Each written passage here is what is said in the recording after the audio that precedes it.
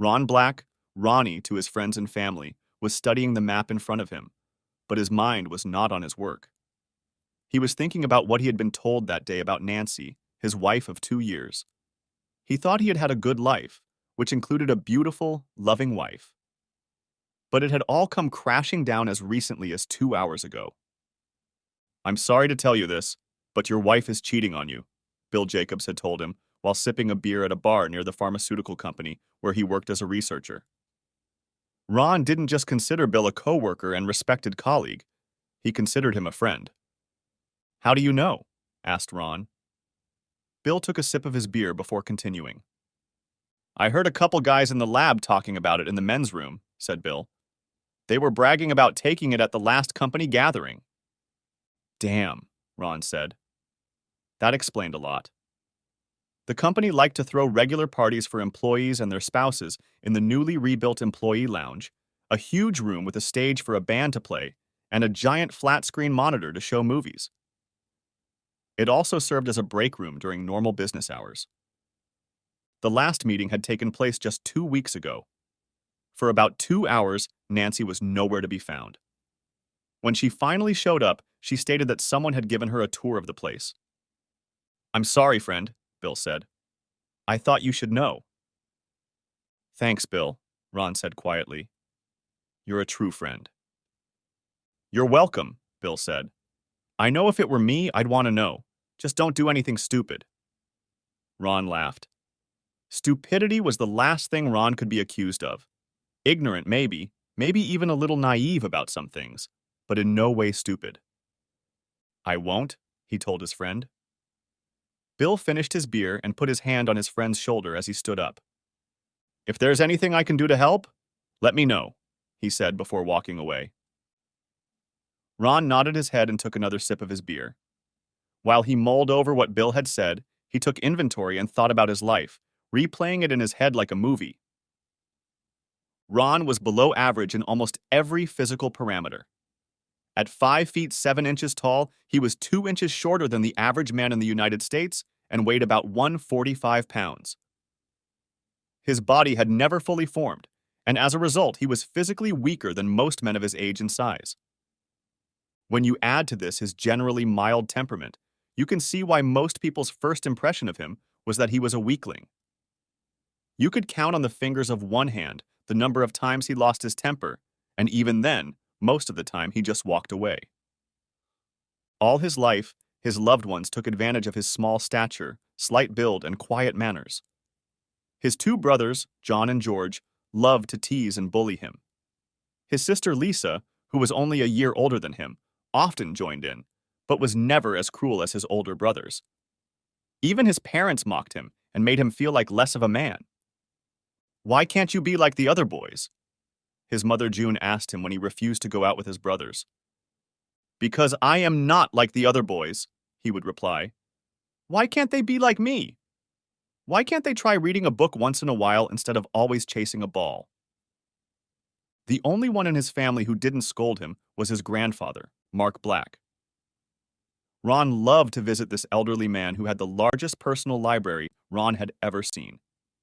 By the age of 12, Ron had read all the books in his grandfather's ever-growing library. The one he enjoyed most was Robert Louis Stevenson's classic story, The Strange Case of Dr. Jekyll and Mr. Hyde, written in 1886. It always amazed him that people were often wrong about the story. He also loved to read books about science and devoured everything he could find on the subject. While other kids his age were agonizing over Dick and Jane, he was reading War and Peace and treatises on biochemistry. His grandfather saw something in Ron that no one else did and paid for an IQ test. When the results came back, he was amazed. With an IQ of 215, he beat out Albert Einstein and Stephen Hawking. Ron wasn't just a genius, he fell into the classification of immeasurable geniuses. With Ron's test results in hand, Mark paid to have the young man tested for admission to Mensa, even though he was well below the minimum testing age of 14. Mark and Ron celebrated with ice cream and cake when he was accepted into the organization. He certainly wasn't the youngest to be accepted, but he was very young. For the first time in his life, Ron felt happy. Mark encouraged him every chance he got and even bought him the most powerful personal computer on the market. Ron spent most of his free time on the internet, reading everything he could get his hands on. He decided it would be interesting to learn other languages, and Mark bought him software to help him. Soon, Ron was fluent in several languages, including Russian, Greek, Spanish, and Latin. For fun, he learned Klingon, although it wasn't really a real language. Mark joined him, and soon they were conversing frequently in the language, much to the dismay of his family. "Dad, you're spoiling the boy," Ron's father, Bob, told Mark one day. "He needs to learn something useful, not spend his whole life in those books of his." "The boy is gifted, Bob," Mark said. "Maybe if you spent as much time with him as you do with other kids, you'd see that. Trust me, he'll get his way, and I'll do everything in my power to help him." Of course, all of this led to a few awkward moments at school. For example, when his teacher was discussing Shakespeare. "What's your favorite line from Hamlet?" she asked Ron one day in class. "Teich pog tahbe," Ron declared in perfect Klingon. Everyone stared at him in shock, thinking he had lost his mind. "What?" his teacher asked him. "To be or not to be," said Ron. Or, in the original Klingon, "to live or die." "I see," said the teacher. After class, the teacher kept Ron around while the other kids left, giggling. She scolded Ron for his prank and told him that if it happened again, he would be sent to the principal's office. "I'm sorry," Ron said, looking down at the floor. "What was that?" she asked. Ron pulled out a copy of Hamlet, translated into Klingon, and held it out to her. She smiled as she looked at it. "Please try to stick to the original version, okay?" she asked. "I will," Ron replied. Of course, Ron had already read the entire play, as well as several others written by the bard, since they were part of his grandfather's extensive library. Thanks to his photographic memory, he had already memorized them all by heart. If she asked, he would probably recount them all to her from memory. When he returned home after dinner, his parents and brothers teased him mercilessly about the incident. It was one of the few times he was angry. "Heglu h kak jajvam," he hissed when they wouldn't shut up. "What's that?" asked Lisa. He looked at her angrily. "Today is a good day to die," he said. Her eyes widened, and she slowly backed away from him. His brothers crawled aside as well, wondering if their little brother was crazy enough to act on his words. They stayed away from him for weeks after that. Mark continued to encourage Ron by buying him textbooks in various subjects. Ron was interested in chemistry and biology, thanks in part to Stevenson's story, so Mark bought as many textbooks on those subjects as he could. Watching his grandson, Mark realized that the boy was actually bored at school. He took every test his teachers gave him, many times without even studying.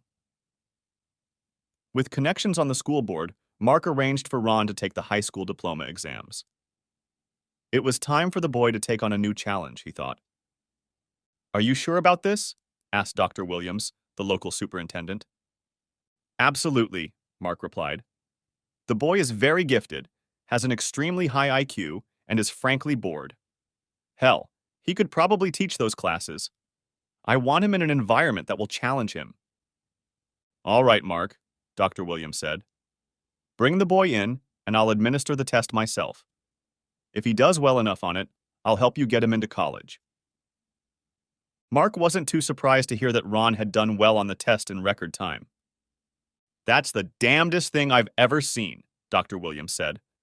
"I gave him the hardest test I could, and look, not one red mark. He even wrote a 3-page essay on the chemistry portion of the test." "I'm not surprised in the least," Mark said. "Look, I took the liberty of talking to the Dean of Admissions at MIT," Dr. Williams said. "If it's okay with you, I'd like to see if we can admit him. It's a great school for both chemistry and biology." "Let's do it," Mark said. It took a little effort, but once the dean saw Ron's record, which included an IQ test, his activities at Mensa, and the test Dr. Williams had given him, he balked, and soon Ron was on his way to MIT. Ron and Mark were thrilled, but his family was not impressed. "So you think you're better than the others?" asked John, as Ron gathered his things. Ron looked at him. No, he said. Maybe a little smarter, but not better. Yeah, well, we'll see what studying books gets you, John said mockingly. George was more direct.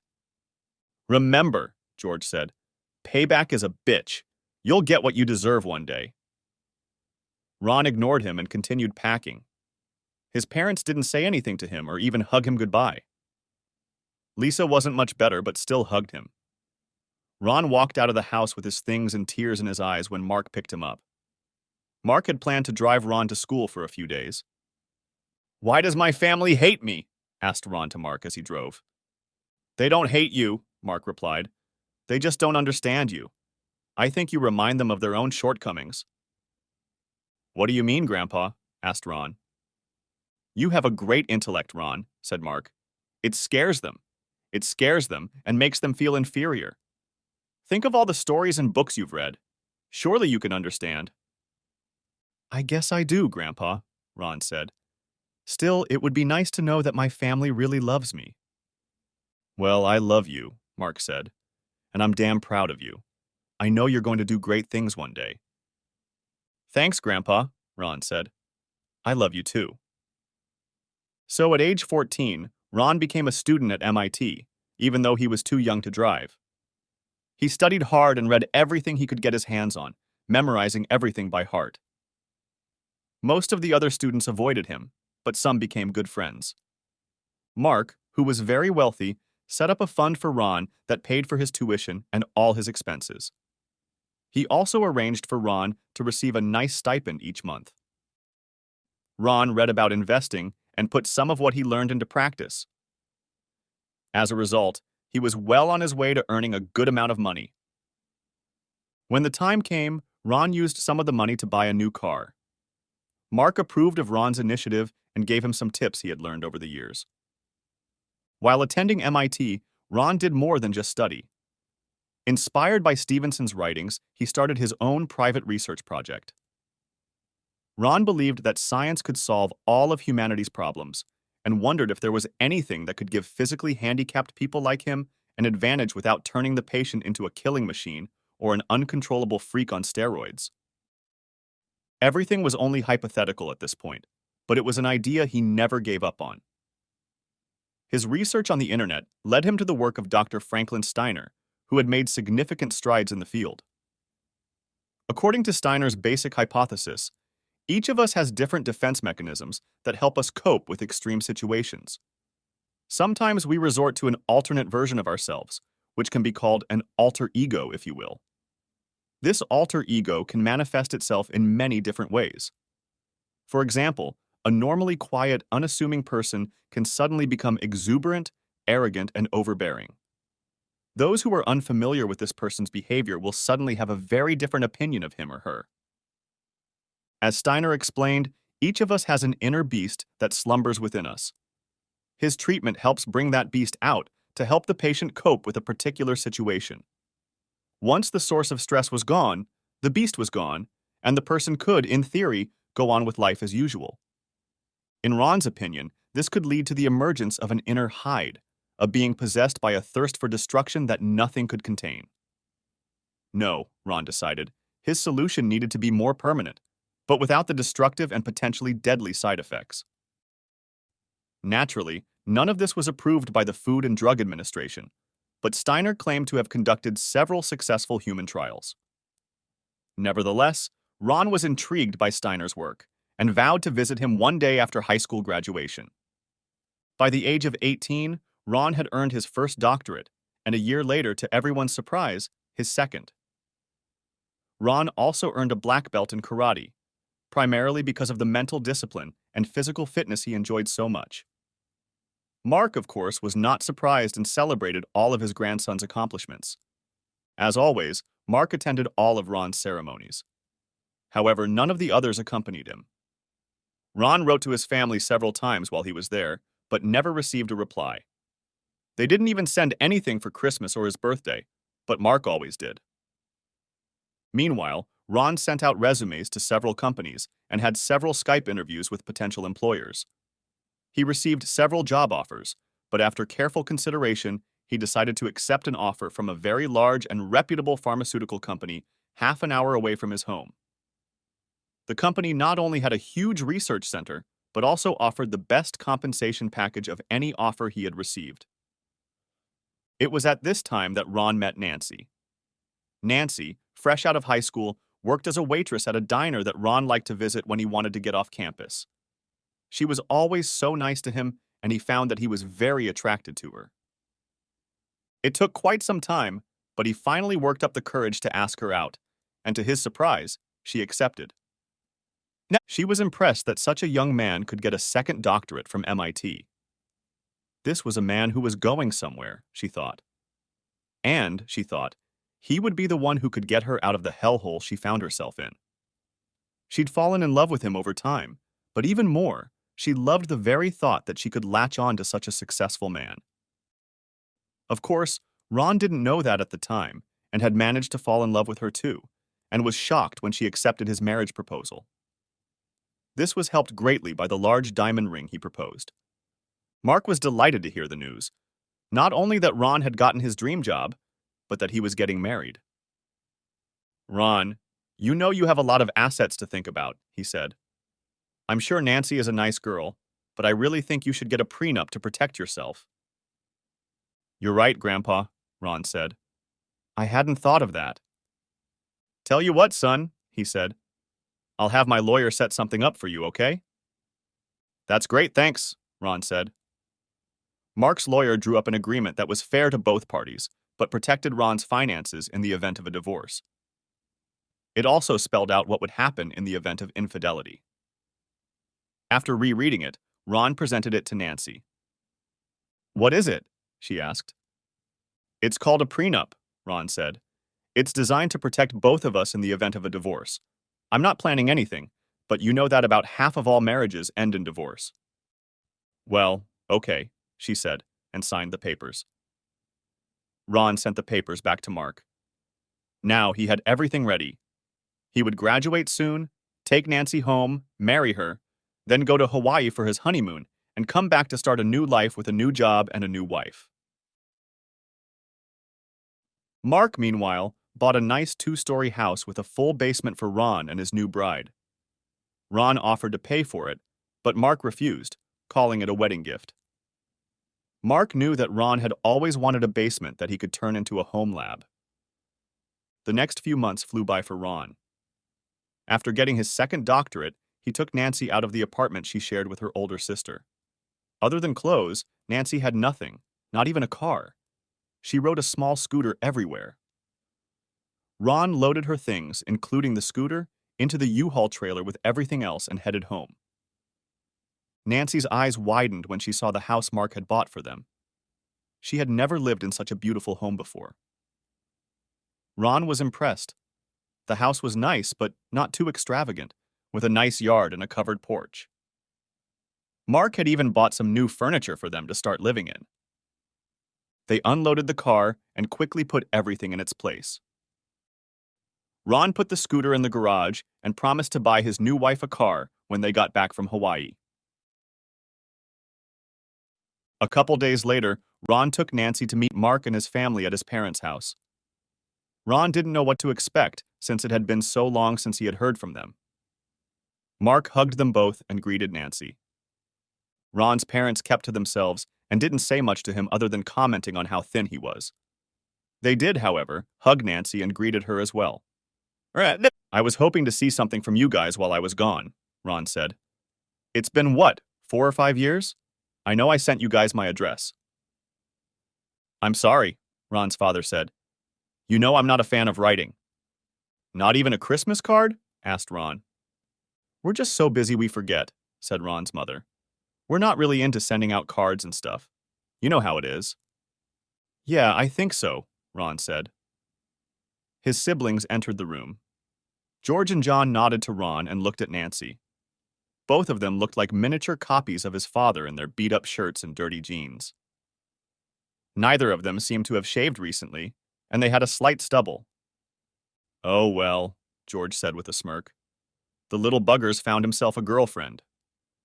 He walked over to Nancy and seemed to be examining her. "She's cute." Knock it off, you two, he said. Show some respect for your brother's fiancé. He turned to Bob. Your mom will be very disappointed if she sees this. Bob grimaced and looked at the floor. Big Daddy is sticking up for Brainiac as usual, John said. I guess some things never change. Well, if you two show a little initiative, I'll help you the way I helped Ron, Mark said. And the way I helped Lisa. But you seem content to push a broom and a mop bucket around. Ron looked at his two older brothers. What? He asked with a smile. You two are janitors? Really? After all that talk about you being football stars? Don't tell me you still live at home, right? Hey, college boy, it helps pay the bills, said George. Where's Lisa? Asked Ron to his mother. She moved out a while ago, said Ron's mother. She got an apartment and is going to study to be a nurse. She asked me to give you her contact information. She still lives in town. She handed Ron a card with Lisa's phone number and address written on it. So, I hear you found a job, Bob said, turning to Ron. Yeah, Ron replied. I'll be working as a researcher in a pharmaceutical lab. Bob nodded his head. Good, Bob said. I'm happy for you. I really am. So, are you guys coming to the wedding? Asked Ron. Or are you going to miss it too? We'll be there, said his mother. Ron looked at his brothers in disgust. Don't forget to shower, shave, and put on clean clothes, he told them. George looked at Ron with hatred in his eyes. Remember what I told you when you left, you mudblood, he said. He looked at Nancy with an evil smirk on his face. I never forgot, Ron said. Remember, I have a photographic memory. He turned and gestured for Nancy to leave. It's really good to see you, Ron, his mother said as he left. Ron just nodded his head as he walked out of the house. I'm really sorry about what happened, Mark said as he walked outside. I should have warned you. I thought that after all this, they would at least treat you with respect. I don't know if I want them to come to the wedding, I said. There's no way I can let that happen. Ron, they're your family, Mark said. Good, bad, or indifferent. Is that what I'm going to get from Lisa too? Asked Ron. Mark shook his head. No, said Mark. She's grown a lot since you left. I think you'll be surprised. I'll talk to you later. I need to talk to these people and get the situation under control. He looked at Nancy and hugged her. Please forgive them, he said. After Ron and Nancy got into his car, they drove off. Is this what you had to grow up with? She asked. Ron nodded his head. Yeah, but it wasn't that bad, Ron said. I don't know what happened. When they got home, Ron pulled out his cell phone and called the number he had for Lisa. She answered on the second ring. Lisa, it's Ron, he said. Ronnie, she exclaimed. Are you home now? Yes, I'm home, he said. Listen, I'm not that far from your house. Do you mind if I come over for a few minutes? She asked. Sure, he replied. Great, Lisa said. I'll be there before you know it. Do you know where I live? He asked. Yes, I was with Grandpa when he picked out a place for you. I hope you like it, she said. Yeah, I like it, Ron said. Good, she said. I'll see you in a few minutes. About 15 minutes later, Ron saw a red Toyota pull into the driveway. Lisa got out of the car, carrying her bag, and walked toward the front door. Ron was ahead of her and had already opened the door. Lisa put the bag on the floor and hugged Ron tightly. Ron was surprised, but hugged her back anyway. It's so good to see you again, Ronnie, she said. It's good to see you too, Lisa, he replied. He introduced her to Nancy and the two girls hugged. Welcome to the family, Nancy, Lisa said. It's nice to meet you. Me too, Nancy replied. Lisa handed Ron a package. He looked inside, found a glass baking dish with something inside, and looked at his sister again. It's nothing special, but I thought you might want to try the tuna casserole, Lisa said. I know you loved that dish when you were a kid. She still is, Ron said. Thanks. It will save us from having to cook on our first day here. Please come in and have a seat. He carried the casserole into the kitchen and put it in the refrigerator. Would you like something to drink? Coca-Cola? Coffee? Water would be fine for me, Lisa said. Me too, Nancy said. Please. Sure, Ron said, grabbing 3 bottles of water. He carried them back and sat down next to his fiancée.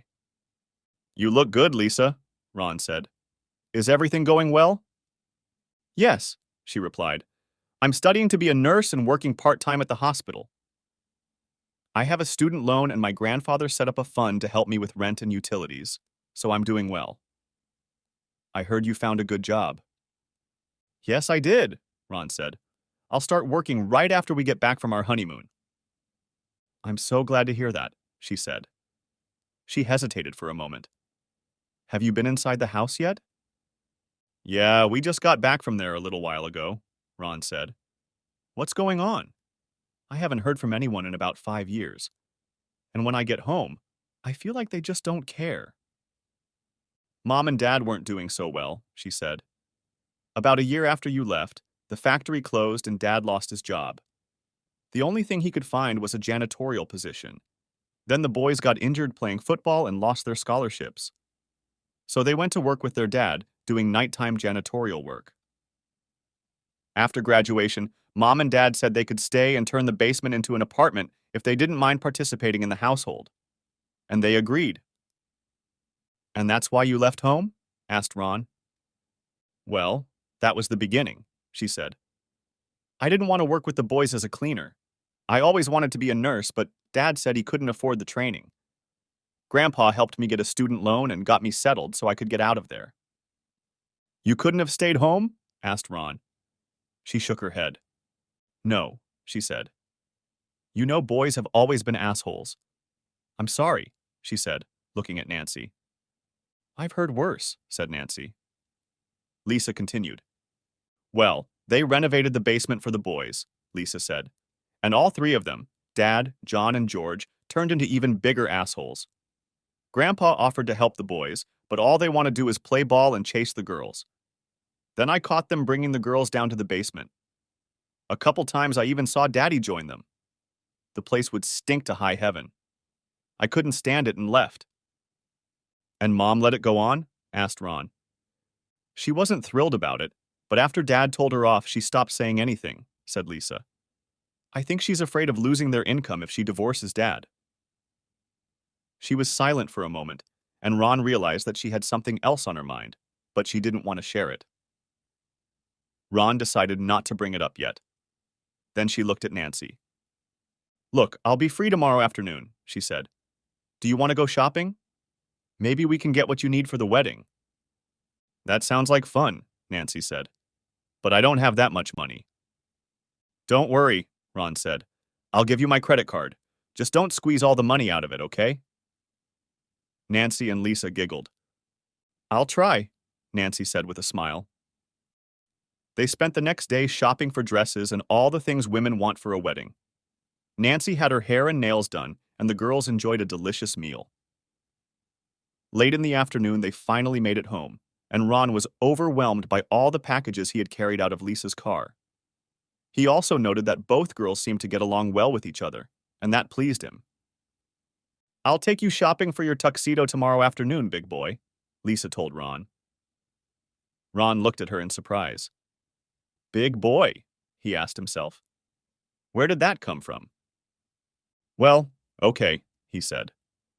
The next day she arrived around 1 o'clock, and they went into town where Ron was picked up a tuxedo.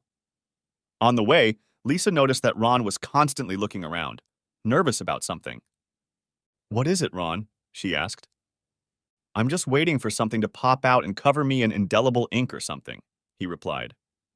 She laughed. You think I'd do that to you? She asked. You would have done it before I went to college, he said. She looked away embarrassed. Was I really that bad to you? She asked. All of you were, he said. You weren't as bad as George and John, but you always seemed to agree with everything they did.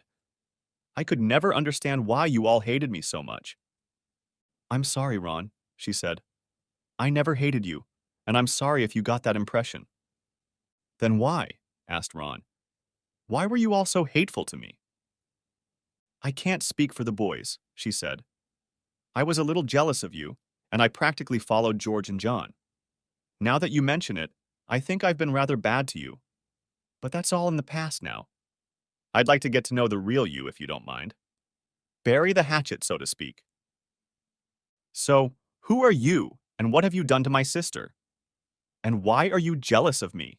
Asked Ron, laughing. She laughed along with him. You've always been so smart, she said. And Grandpa always stood up for you. I remember you spending a lot of time reading his books. You couldn't get enough of all those books in his library. And when you started talking to each other in Klingon, I felt a connection between you that neither of us had. Do you still do that? Speaking Klingon? Ron laughed. Not so often anymore, he said. But it's been fun. Believe me, you haven't really gotten to know Shakespeare until you've read him in Klingon, he added, referring to a line from a scene in the movie Star Trek. They both laughed, remembering this incident from his high school days. After his fitting, they stopped for a snack and continued their conversation. Nancy seems like a very nice girl, Lisa said. I'm glad you found someone who loves you. Thanks, he said. What about you? Is there a Mr. Right in your life? Sort of, she replied. I'm seeing someone right now. I don't know where it's going to lead, but things are good right now. I got the impression yesterday that there was something else going on with you, Ron said. Is everything okay with your family? Did something happen? Lisa lowered her eyes, her face slightly flushed. Yeah, but I'm not ready to talk about it right now, she said. I'm just glad Grandpa was there for me. Ron nodded his head understandingly. Well, if you feel like talking about it, I'll be around, he said. Lisa smiled, looking at him. Thanks, Ron, she said. I probably will. The wedding went well for Ron and Nancy. Her sister had come from the East and acted as maid of honor. Ron's best man was an old high school friend of his. Mark happily walked Nancy down the aisle.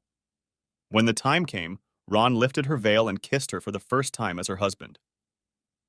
Ron felt a slightly bitter taste during the kiss, but put it out of his mind. It was probably just nerves, he thought. The reception, for the most part, went well too.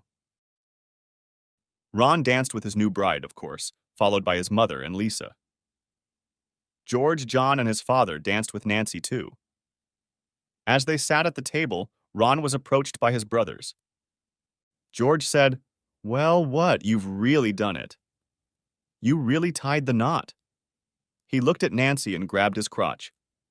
Remember, if you want a real man, look for me, he told her with a smirk on his face. John grinned as well. Ron, however, was not in the mood for jokes and stood up from his chair. George looked at him. Are you going to play it cool, Mudblood? If you want to play, just let me know. Just stay away from me, Ron said calmly, looking George straight in the eye and clenching his fists. George seemed to sense a change in his little brother and prudently decided not to push the issue. Hey, I'm just kidding, he said, smiling. He turned and, waving to John, walked out of the reception area. At that moment, Lisa walked over and gave her brother a hug. I'm really so happy for you, Ron, she said. Don't mind those idiots. Thank you, Lisa, he said. She turned to Nancy, hugged her, and kissed her cheek. Nancy returned the favor. When Lisa left, Bob and June walked over to them. Bob smiled and shook Ron's hand. You did good, son, he said. I'm happy for you. Congratulations. Thanks, Dad, Ron said. Bob smiled as he hugged Nancy. Welcome to the family, he told her. She hugged him back and thanked him while June hugged Ron. I'm so happy for you two, June said to Ron. Congratulations. Thank you, Mom, Ron said. She hugged and kissed Nancy, who hugged her back. Mark also expressed his best wishes. I'm so proud of you, son, he said. You have a good woman. Take good care of her. I will, Grandpa, Ron said. Thanks for everything.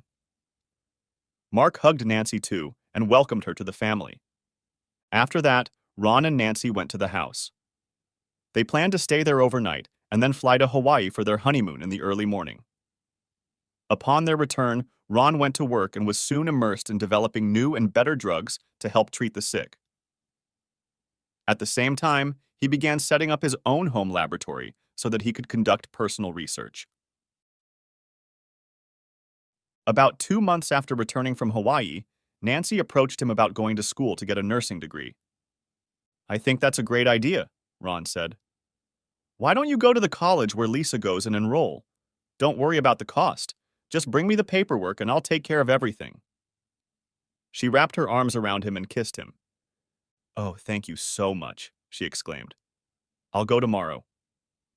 Lisa said registration starts soon, so I'll sign up. I think she said a 2-year degree costs about $18,000. Is that okay? "Sure," Ron said. "And if you decide to go further than the 2-year course, let me know."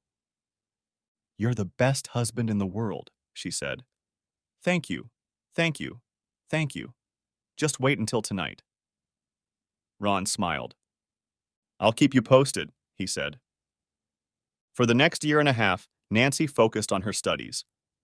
Many classes were in the evenings, and she told Ron that she and some of the other students would get together to study after school. Ron looked at her textbooks and realized that she had a lot to learn in a short time, so he made do with missing classes as best he could and helped his wife with cooking and housework. In the evenings when she wasn't home, he also worked on his own project. By this time, he had a fully equipped home laboratory and had made considerable progress in his research. After testing a few formulas on lab rats, he decided that he was close to starting human trials. He pondered this for a while before he decided to test the formula on himself. Not surprisingly, the formula worked. A few days after injecting himself with a very small dose of the formula, Ron noticed a noticeable change in himself. His muscle mass increased by about 3%, and he felt more confident than ever before. Unfortunately, the physical changes only lasted a few hours. Ron realized that he would have to either increase the dose or continue injecting himself every day, perhaps several times a day. But he wondered, what would be the end result? At this time, Ron also noticed that the frequency of amusement between him and Nancy had decreased significantly. Ron realized that her studies were stressful and required a lot of studying, but she seemed to be spending more nights out than at home. And he realized she often didn't get home until midnight or later. She had also become more irritable toward him over the past few months. When he mentioned the decreasing frequency of their entertainment, she would get upset and say that all her time was being taken up by her studies. She always looked tired and complained of headaches. One evening when Nancy wasn't home, he decided to talk to Lisa about it. By this time, she had graduated and was working full-time at the hospital. "Lisa," he said, "could you shed some light on this? She seems to leave almost every night before midnight or later. I know the program is complicated, but does it really take up that much of your time?" "Oh, yes," she said. "It's a very challenging program, and there's a tremendous amount of information dumped on you in a very short period of time. I spent quite a few late nights in the common area studying with my classmates. Why do you ask? Do you suspect she's doing something else?"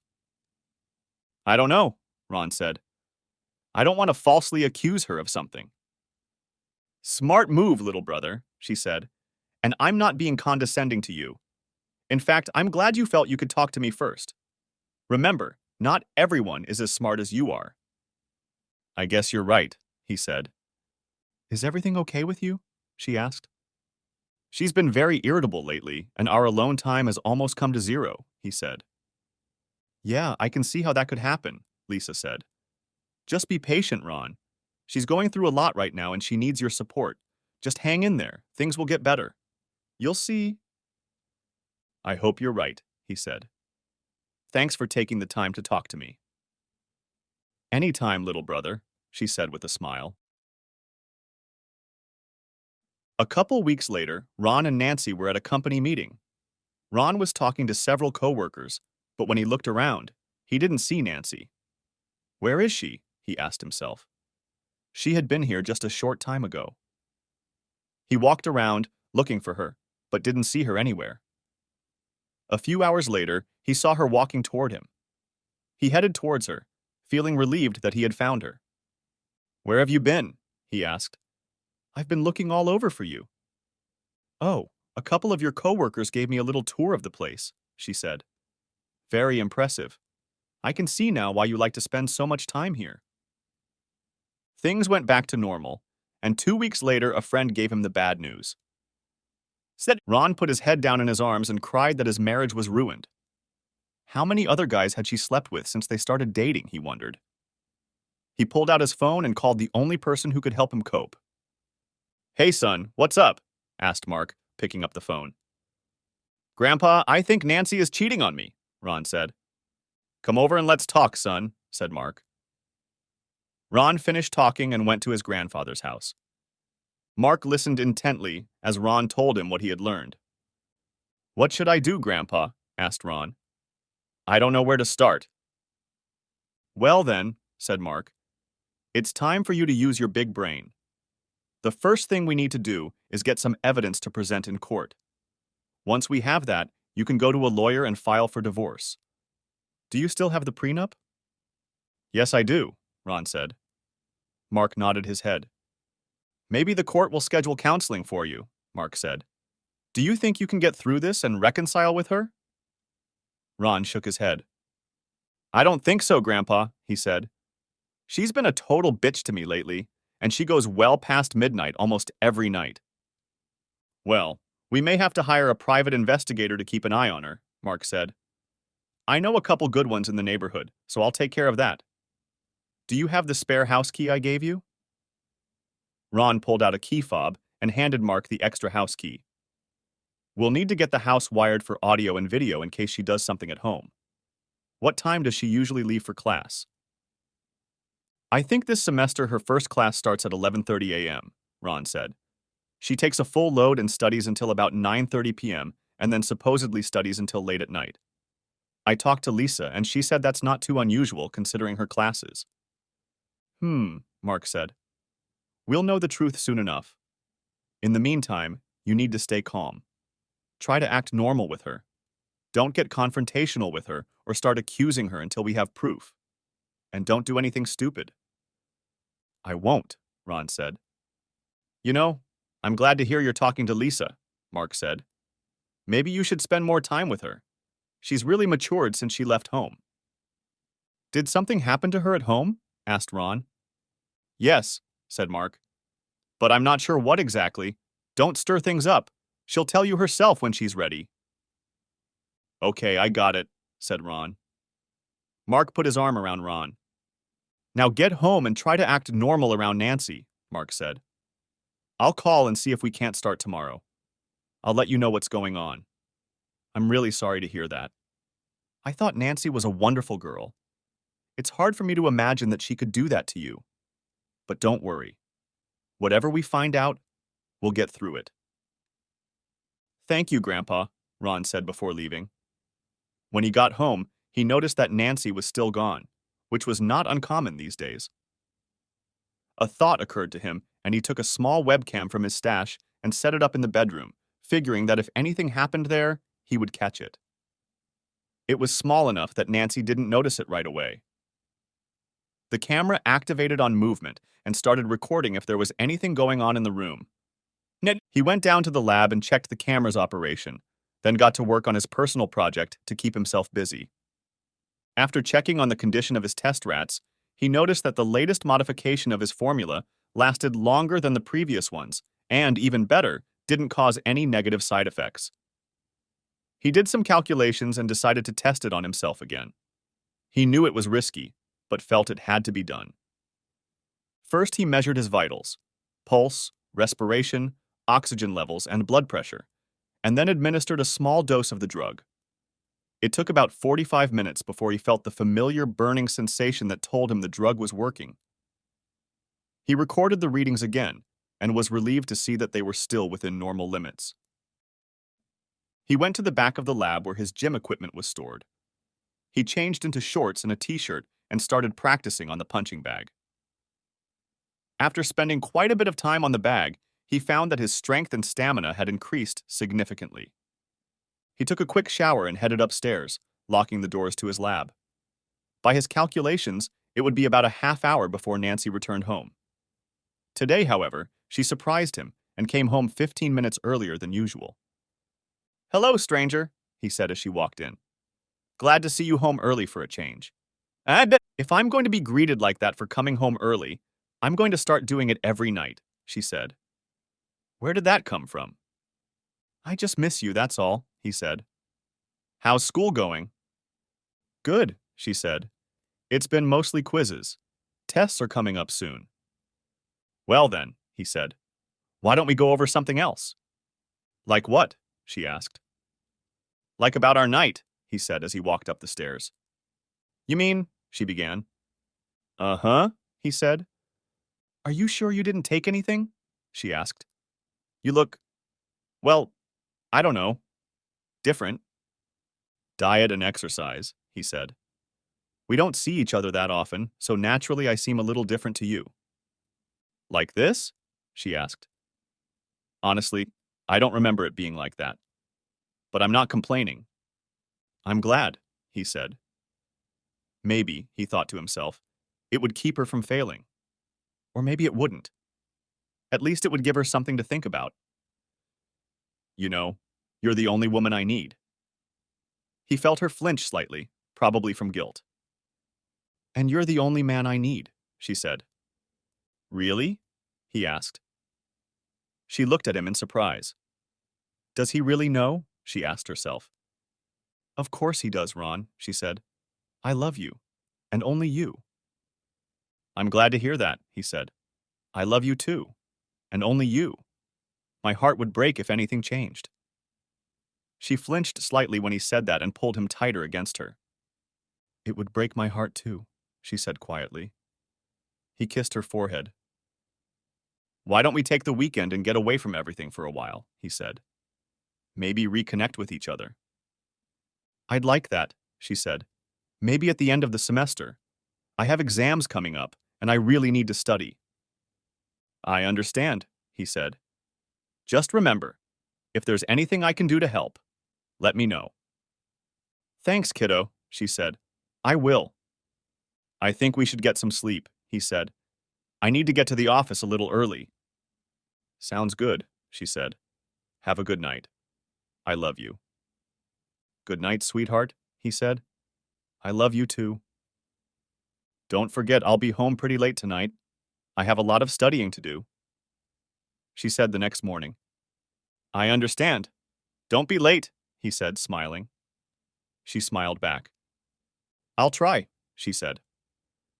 In the afternoon, he received a text from Mark. "Connected and ready to go. Private investigator on the case." "Got it," he texted back. Part 2. After a fairly productive day at work, Ron returned home and logged onto his lab computer to see if his webcam had captured anything. It had successfully captured his date with her the night before. He fast-forwarded through it all and hoped there was nothing more to it. In his mind, the only thing that should have been captured was her getting ready for school and changing the sheets on the bed. But the camera captured something else. About 30 minutes after he left, the camera came back on as Nancy entered the room, followed by his father and two brothers. "What the hell are they doing there?" he puzzled. Nancy sat down on the bed, and all three men undressed.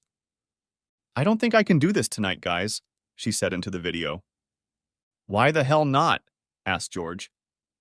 "Things have changed," she said. "What do you mean things have changed?" asked John. "I don't know exactly, but I think Ron suspects something," she said. "What exactly?" Bob asked. "Yeah, like what?" chimed in George. "You didn't see him last night," she told them. "He was a completely different person." "What did you let him do?" asked John. "After we specifically asked you to keep him away for a week?" "I had no choice," she said. "He was like a kinder version of you guys," she said. "He was more confident." "He's doing something in his lab," Bob said.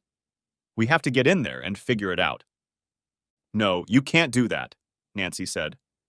"He has a lot of security doors, and if anyone tries to get in, it will alert him and the police." "Do you know what he's working on?" asked George. Nancy shook her head. "I have no idea," she said. So what? We're just going to forget about our plan to make him raise the baby thinking it's his? Asked John. I think we should put that plan on hold for now, she said. First, I want to finish school and get settled. Once I have a job with benefits, we can revisit the issue. Screw this shit, George said. I don't want to wait that long. He looked at his father. Maybe we should go with Plan B. Bob nodded his head. Nancy looked at them. What do you mean by Plan B? She asked. Deal with him directly, John said. Yeah, and we'll get it all on tape, said George. We'll see how long that brainiac lasts at work when we send out the tape to his boss and coworkers. All three men laughed. You can't be serious, Nancy said. Oh yes, we're damn serious, John said. And you're going to help us set it up. What? Asked Nancy. You want me to set him up? Yes, said George. And if I don't want to? She asked. Then we'll just tell him about your wedding day, said John. All three men laughed. Then we'll show him the video. Do you think he'll ever want to touch you again? Nancy lowered her eyes in embarrassment. What about your grandfather? Asked Nancy. He'll never let you get away with anything. Yes, said George. He's got a mortgage on the house. He'll have us on the street or in jail in no time. Let me worry about Big Daddy, Bob said. George and John nodded their heads. So, bitch, John said, are you in, or do we need to take you to the other side of town? Just don't touch him, please, she cried. When do you want to do it? Soon, George said. I'll let you know. In the meantime, you play the good loving wife while we get everything ready. We don't want the little runt to get suspicious. Understand? Nancy nodded her head, a tear rolling down her cheek. I understand, she said quietly. Good, George said. Nancy was finally left alone, and while Ron watched, she buried her head in her hands and sobbed. The video ended when she finally got up and went to the bathroom.